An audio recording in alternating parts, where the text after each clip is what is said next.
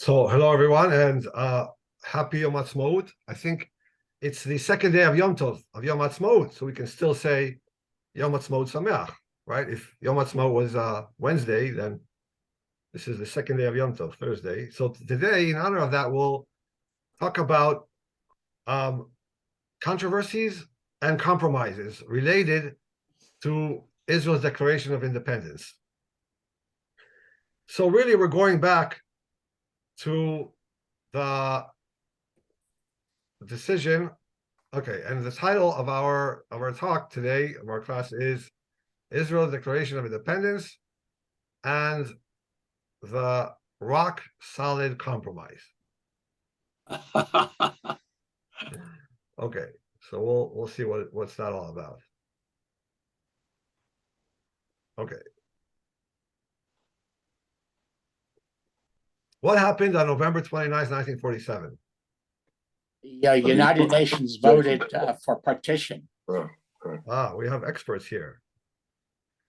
So following the United Nations Special Committee on Palestine, or UNESCO, the British were fed up. They couldn't handle the situation here. The attacks against them, the attacks between Jews and Arabs who were living there, between the Yishuv and between the Arabs, which multiplied every week. And they're out. They appointed this commission. They asked the United Nations to intervene. They came up with a partition plan, and it was voted and approved. And let's watch a short clip of the vote.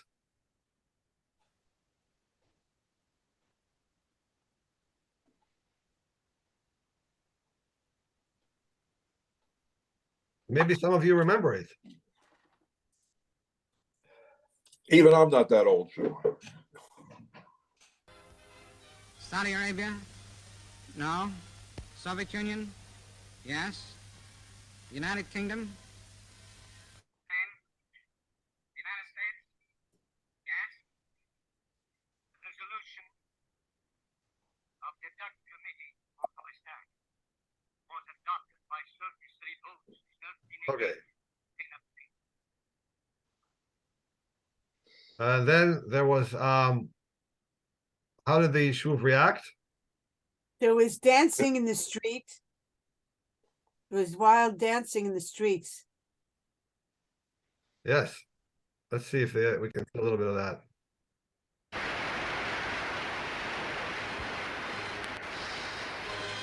And this was the scene next day in Jerusalem. The Jewish people at once began to celebrate the United Nations decision. If they hadn't got all they wanted, they had at least gained the verdict for the setting up of a new Jewish state, and their rejoicing was obviously a spontaneous affair. Okay. So then, of course, started terror attacks by Arabs who were living there, and then counter-terror attacks on each side. But I want to talk about what they had to do in order to establish a state. There's certain things you need to do. So that's the next question.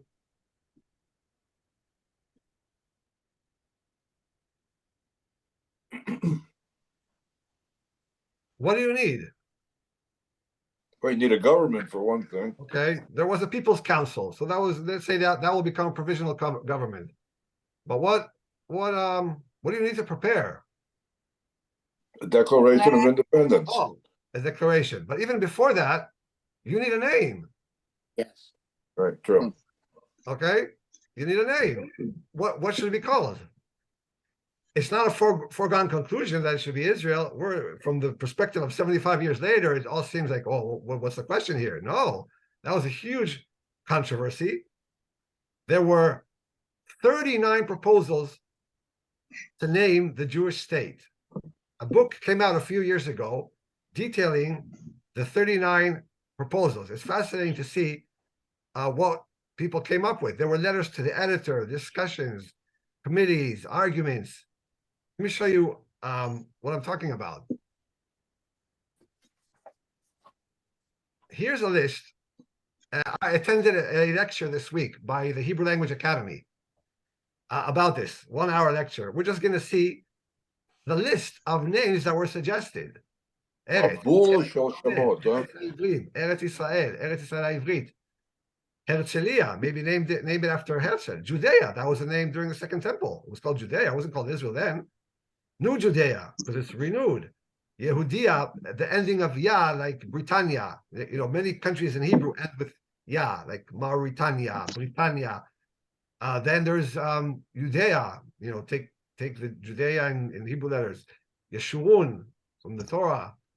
Israel, Israela, Israelia, Israelit, Israelita, Israelitania, like Britannia. Maybe Canaan. That's the first mention in Torah as a Canaan, right? Lech lecha el eretz Canaan. To Abraham. Serious? That was serious. Yes, and Lilliput. You see this one? Yeah. Okay, maybe just call it the Hebrew state, Medina Ivrit here, Medina Ivrit, or maybe just Jewish state, Medina Yehudit. Ever means right from the word Hebrew, Ivrit or Ivriya. Take the word for Hebrew and end it with the suffix that ends many countries' names in Hebrew, Ivriya.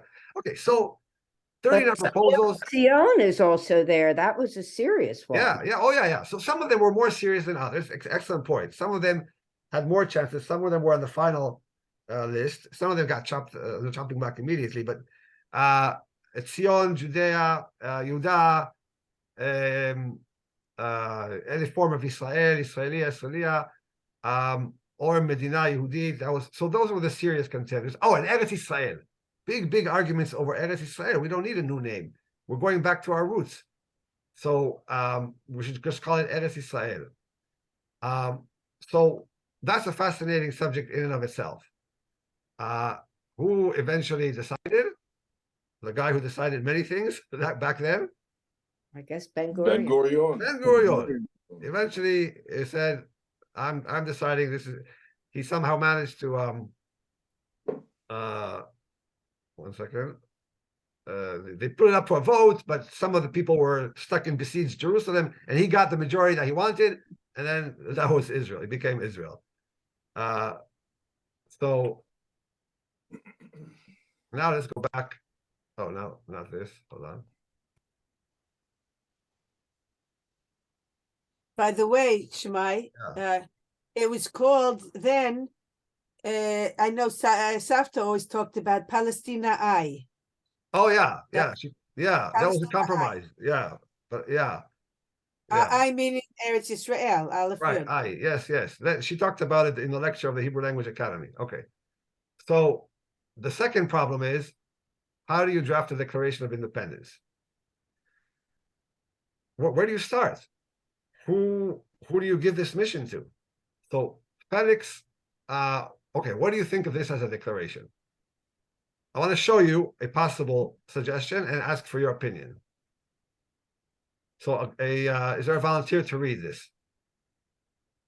Okay. Whereas the God of our fathers gave this land to our forefathers, Abraham, Isaac, and Jacob, and to their descendants to become theirs for eternal possession. Whereas our people managed their state from the time of Joshua, son of Nun, until the time of the destruction of the Second Temple and of the exile of most of our people from their land. Whereas the conscience of humanity, as expressed in the Balfour Declaration and the British Mandate, has recognized the historic connection of the Jewish people to the land of Israel, etc., and then we now proclaim the establishment of the state of Israel. What do you think of this as a preamble to the declaration? The secular community in Israel would not accept it. Oh, great point. So Aaron brings up the point, this is too religious. What's too many mentions of God and Abraham, Isaac, and Yaakov, and references to the Bible and to a divine thing where so many of the people living there are not religious, some of them are atheists. So how will they be able to live with this? How will this speak to them? How can they put this in a founding document where they don't believe in a God, or they don't believe in a God who's intervening in history? And there's so many definitions of God. So it's in the form of a legal instrument, but then you look at it and you say, well, prove it. So now he makes a great point. It shows that it was written by a lawyer. Indeed, it was. This is the first draft. So 2 problems, and you guys nailed it. It sounds like a legal document. In other words, too much like a selling of an apartment. And maybe it's too many mentions of the divine that will be anathema to the secular people living then. Many of them were not religious, but anti-religious. But you want them to feel that this is their homeland.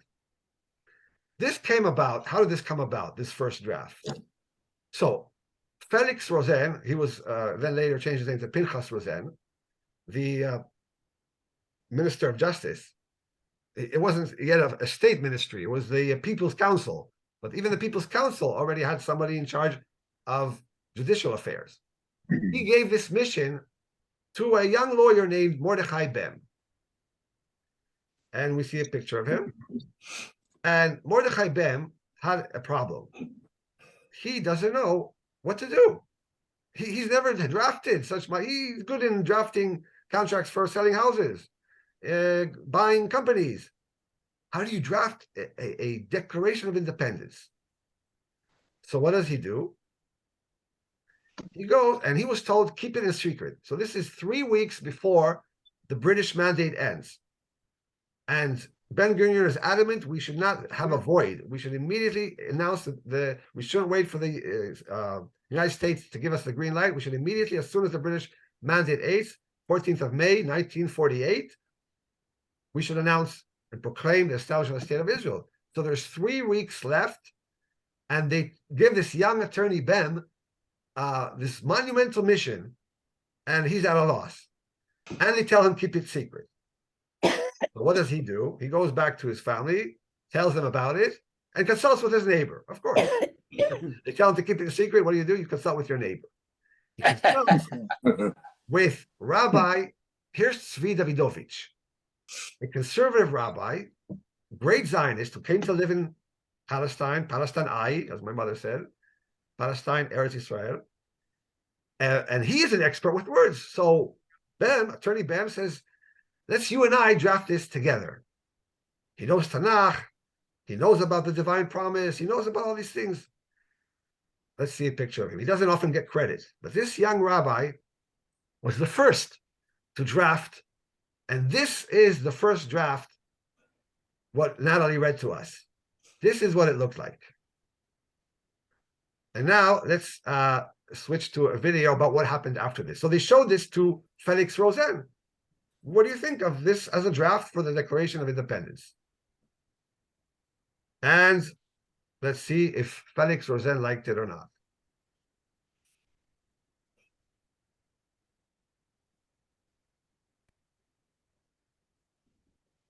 מנדלבליט יש 3 שבועות לנסח מסמך Yes, 3 חדש. weeks. הוא מטיל את המשימה על כתפיו של אחד משני העוזרים שלו, משפטן אלמוני בן 33 בשם מרדכי בהם. המשימה של בהם פשוטה, לתאר את השתלשלות העניינים He gave the mission to Ben. This is your job. Describe the sequence of events and announce the provisional government. להכריז על הממשלה הזמנית. הוא נתבקש לשמור על המשימה בסוד. Keep it a כמובן secret. שחזר הביתה ושיתף אותה עם But of course he משפחתו. told his family. מה אני עושה? שאל אותם. מאיפה אני מנסח עכשיו דקלרציה? מה הבעיה? אומרים לו. לך לשכן, רבי דוידוביץ'. הוא טוב עם מילים. הרב שלום צבי דוידוביץ' באמת היה טוב עם מילים. בחור הישיבה מליטא שכיהן כרב קונסרבטיבי בארצות הברית, הגיע לארץ כציוני נלהב ובזמנו Immigrated Sammy, to Palestine. my Hebrew isn't that good. Yeah. So he's repeating what I was saying beforehand. Rabbi Davidovich, a great enthusiastic Zionist, studied in yeshivas in Lita, served as a conservative rabbi in the United States, then immigrated to Palestine, and in his free time would translate, who's this? You know, the Bard. He would translate Shakespeare. Yeah, he would translate Shakespeare to Hebrew. He's that good with words. How about that? So, what better person to draft the Declaration of Independence for the Jewish state? של שייקספיר. בעם המשפטן כותב את ההכרזה Oh, כמסמך Bam is the legal advisor, the attorney. He'll take the legal aspect. משפטי, עם הרבה סעיפים שמתחילים בהועיל ו. That's the whereas. Of course, he's an attorney. דוידוביץ', איש הרוח, יוצק את המסורת But Rabbi Davidovich, he's a man of inspiration, he'll put in the tradition and the historical depth. והעומק ההיסטורי. וכך הופכים השניים את מה שהייתה אמורה להיות הצהרה רשמית קצרה על It's supposed to be a short, very minimal declaration. They turn it into this להכרזה ארוכה הכוללת long היסטוריה, declaration חזון, with history, with vision, with pathos, and also mentioning the Holocaust. שואה ופתוס. כמה פתוס? בטיוטה הראשונה הופיעה השורה הזאת. Here's the first draft. And now he's going to say in Hebrew what we read in English. הואיל ואלוהי ישראל נתן את הארץ הזאת לאבותינו, לאברהם, ליצחק וליעקב, ולזרעם אחריהם, להיות להם לאחוזת עולם. אברהם, יצחק ויעקב לא נכנסו. Okay, so then he gives it to Felix Rosenblatt, and Felix Rosenblatt doesn't like it at all, for the two reasons we mentioned. Okay, so then what does he do? Let's go back to our PowerPoint.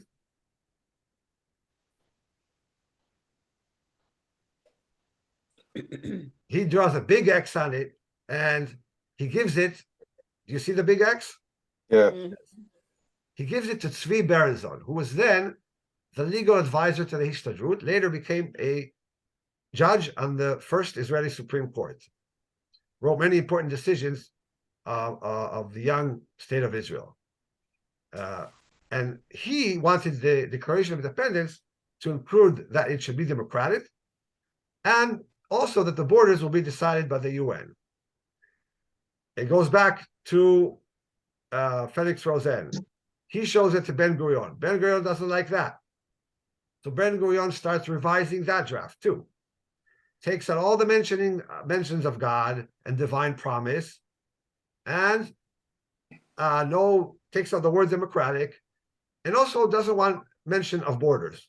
Why? He says, yes, the UN partition plan gave us borders, but what if we win in the war and we'll be able to get the Galilee and to get other sections, and then we don't want to be bound by some declaration that sets our borders. If we won this war and we rightfully and they were the ones who opposed to it, so then we should be able to have those areas part of the state of Israel. So that should not be in a founding document. Okay. Then there's one major issue left, and that is the inclusion of God. Because in the last phrase, there was the words, placing our trust in the Almighty. Yes. And Rabbi Shapira, Rabbi Leib Marmon argued for its inclusion, saying it's unheard of that in our own Declaration of Independence, we should not mention God of Israel or the Almighty and Redeemer of Israel. But then the secular representatives on the People's Council started a big machloket and said no. And let's go back to Maimon. Here you see a picture of Rabbi Maimon sitting next to Ben Gurion. And he brings up the point, what does he mean, just like the Americans? What do you think he means by that? It says under God. Yeah, in our declaration. Oh, excellent. Yes. So I went through the Declaration of Independence. There's several references, providence, we hold this truth to be self-evident, that all men are created equal, and that they are endowed by their Creator, yeah. So Maimon brings up the American Declaration because he says, if the Americans include it, how could we as Jews not include it? But that does not persuade Mapam representatives. Here's one of them, Aaron Tzizling, who say, we're not telling you not to believe in God. We're not telling you that it's not a divine thing or a divine intervention in history. But by you telling us, by putting it in there, that's religious coercion. So let's just leave everything out. let's make it neutral. You can add, you can say prayers in synagogue. In fact, in Israel, right, Mother, correct me if I'm wrong, thousands of Jews go to synagogues and add Hallel, and even some read Haftarah on Yom Ha'atzmaut and do a lot of religious ceremonies. So that's all fine, but we don't want it to be in the founding document of the state. So how do you solve this? And this is threatening to derail the signing of the declaration. They're threatening to walk out. Tisling and some of the others are saying this is religious coercion. So I'm putting this machloket up to you now. What do you do? Ambiguity. Ambiguity solves everything. Ah, okay. Yes. So, You can read into it what you want. Yes. okay. So you're on the right track. And David Ben Gurion, in a spark of genius, one might say, followed Aaron's suggestion, Bill's suggestion. Let's find a neutral phrase. Each side will be able to interpret it the way they want to. So now we're looking for a neutral phrase. What could be that neutral phrase? What's another word for rock in Hebrew? Sur. Sure. Sur. Sul. So how about Sul Israel? Why is that such a great solution? Why can both sides be happy with this phrase? Because the religious people will say it's God, and the secular people will say it's the rock of Israel. It's, the backbone, the soldiers. exactly right. Right. Yeah. The strength, the spirit.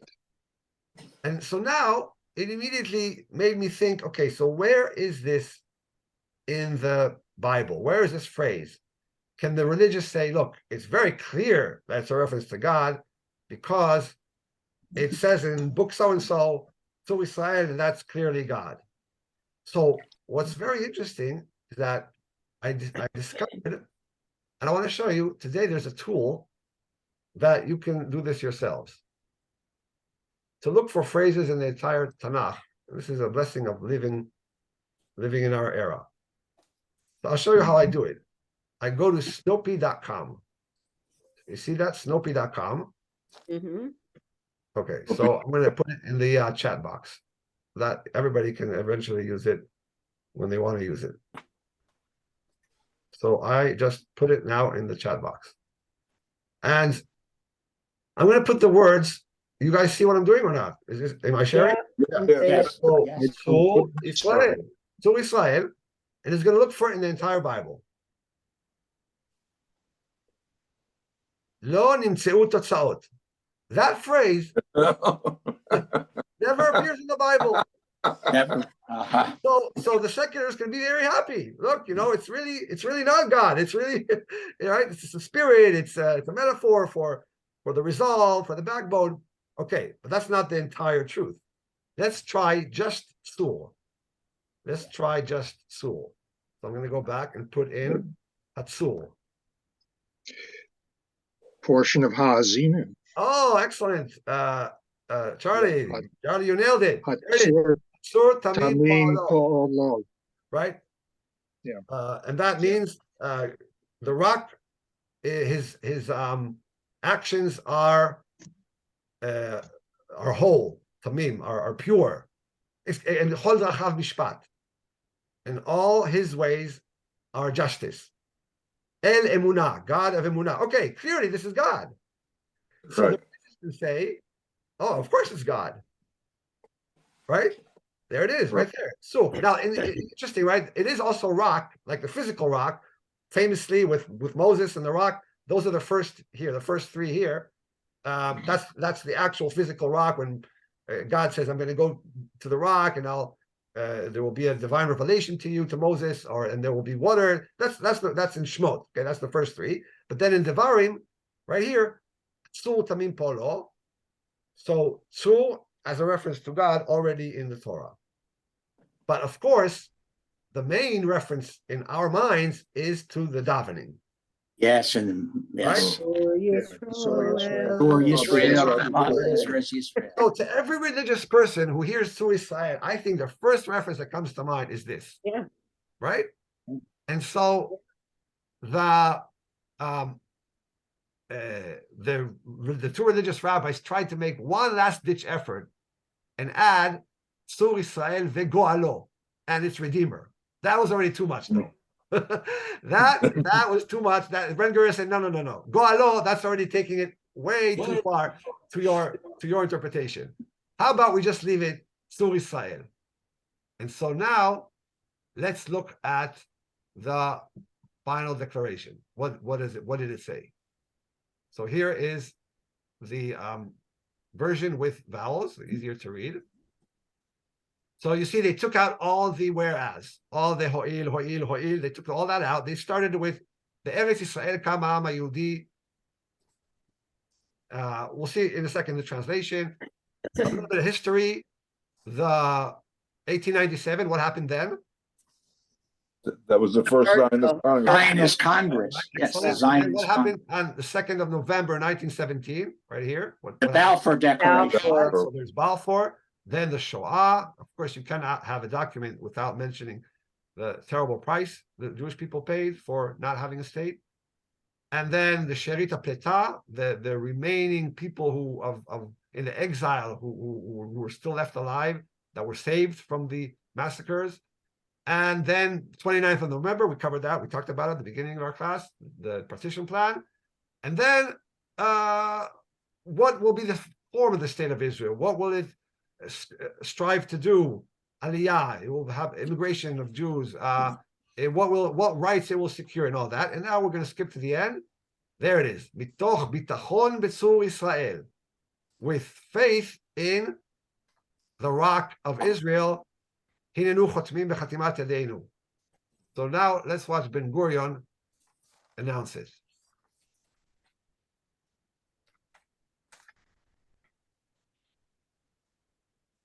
עצמאות ממלכתית.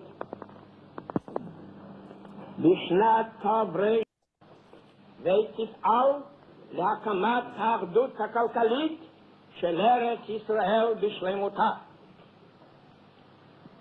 אנו קוראים לאומות המאוחדות לתת יד לעם היהודי בבניין מדינתו ולקבל את מדינת ישראל לתוך משפחת העמים.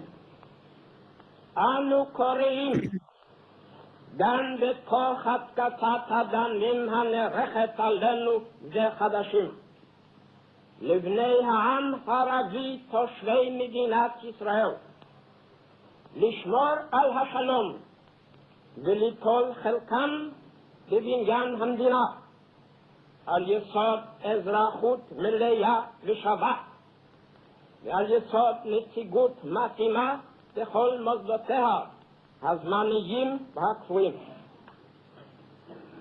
אנו מושיטים יד שלום ושכנות טובה לכל המדינות השכנות וימיהן וקוראים להם לשיתוף פעולה ועזרה הדדית עם העם היהודי העצמאי בארצו.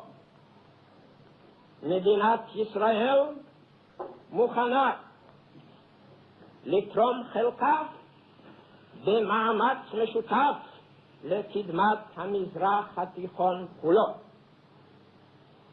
אנו קוראים אל העם היהודי בכל התפוצות להתלכד סביב היישוב בעלייה ובבניין ולעמוד לימינו במערכה הגדולה על הגשמת שאיפת הדורות לגאולת ישראל. מתוך ביטחון בצור ישראל. I don't like this. They already interpreted it as the Almighty, right? So this is the religious translation. Whoever did this video, right? I wanted to point out to you. So you always got to be careful with translations. This is not what it says. You can, and then now let's see the official translation that I found on the Knesset website, right? That's just somebody made some video. And now let's go to the other screen that I have. And this is the official translation. So I want to volunteer to read the last two lines. Placing our trust in the Rock of Israel, we affix our signatures to this proclamation at this session of the Provisional Council of the State on the soil of the homeland in the city of Tel Aviv on this Shabbos Eve, the 5th day of ER 5708, 14th May, 1948. And thank you, Natalie. And that's how he was able to get all these signatures. Some of them atheists, some of them religious, some of them neutral. That's how he was able to get all of them to sign on the Declaration of Independence. So Shammai, Yeah. yesterday or the day before, there was a full-page ad in the Wall Street Journal with this declaration, and their translation was not the Rock of Israel; it was Redeemer. So, Their version. Yeah. I don't know who gave them that. Bill, who paid for it? Yeah. I don't remember. Who I paid don't for it, exactly. remember who paid for it. But Bill, excuse me. I have it in front of me. okay. The last sentence was placing our Redeemer, trust in the Almighty. The Almighty, right? The Oh, Almighty. wow. The Almighty. Yeah. Yeah. Yes. So who paid for it? Who? Yeah. Can you see it? Who paid for it? Yeah, it's a famous hotel company, Helmsley. Okay. So, yes. So No, Shammai, mine. this was, I'm sorry, you finished? So this was an attempt to, as you say, to make the thing ambiguous. But the truth is that Sur Yisrael means God. It doesn't mean the Rock of Israel, right? I mean, if you saw that in a only because I go to shul. No. Right. Yeah. It depends on it's the eye and in I the don't eye know. and the mind of the viewer. Yeah. Aaron, I think if you're a secularist, I think But you might even have said, secular I people in missed it. Israel would say that's God. Where does the combination Sur and Israel appear in the Makorot? It doesn't in the Bible. I just showed everybody. No that- place? No place in the absolute- Bible. No place in the Bible. What about the Ma'oz Sur? Sur, yes. Sur, but just the word sur is a reference already in the Torah and certainly in liturgical poems. But I showed you, I searched for the term Sur Israel. It never appears in the whole of Tanakh.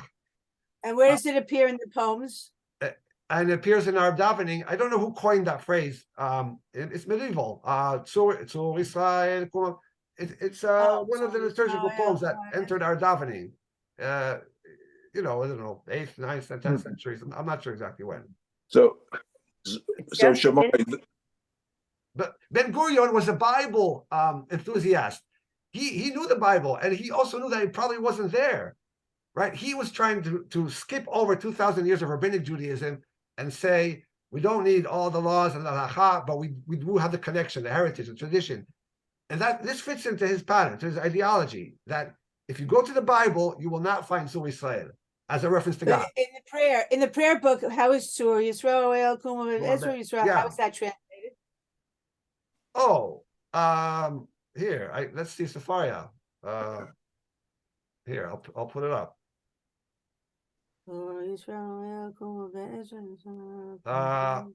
Rock of Israel, arise to the aid of Israel and liberate Judah and Israel. okay. Yeah. So Okay. What's So the footnote?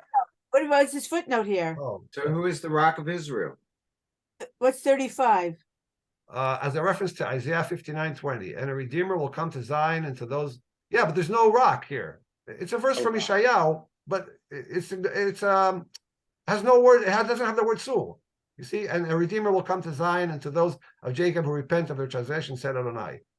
But Shammai, your key point Using rock was that this prayer is from rabbinic tradition. Right, right. And your point is well taken. He skips all of that, the Mishnah and the Talmud and the right. And all the commentators and all that. He just goes back to Tanakh. Yeah. But that's how he was able to get this compromise. This is what I call the rock solid compromise. All right. So Shammai, excuse me. There's another element here, and that is Christian communities in the United States frequently use Rock of Israel, Mm-hmm. in their hymns. So it's not alien to the American Christian community. Interesting. Good point. Good point. Yeah. Shemai, this Saturday, I'm going to ask my 3 secular Israeli daughters what Julius means, and I'll report back. And we'll see. Okay. All right. Thank you all for joining us.